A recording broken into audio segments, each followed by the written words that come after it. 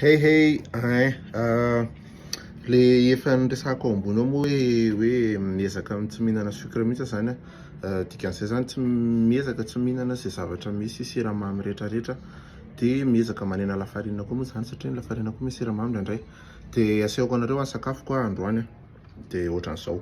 Nohaniko zao maraina zany zao de ny atody anankiroa de ty anankiroa fotsifotsy zany le anankiroa ambiny de avy eo mihinana pain complet ty anankiray amin'ity de avy eo mihinana flocon d'avoine miaraka amin'ny rano fotsiny moa io zany de tantely ray sotro tantely azo hohanina. De misy an'ity yaourt ny chocolat ty yaourt nature. De ankoatran'izay somary betsabetsaka le glucide haiko mihitsy ty hoe ty zao samy glucide fa za moa zany mikotrana mandritry ny andro de mila glucide betsabetsaka.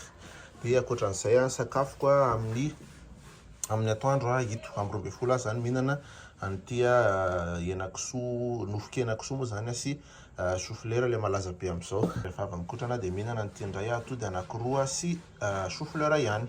Ny tena tsara moa zany maitsomaitso foana ny vidiana de ray ihany no hanina isan'andro fa raha ohatra mahavita mikarakara be de zay. De avy eo mihinana goûter amin'ny folo miaraka amina shaker misy whey zany atao anatin'ity zany rehefa eo de miaraka amin'ny akondro.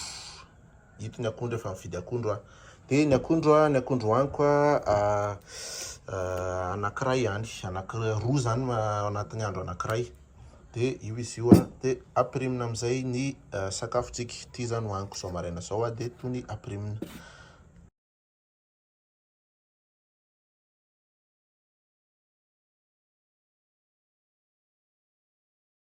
De ohatrohatran'izay mila miomana zany rehefa ty resan'ilay tanjona zay.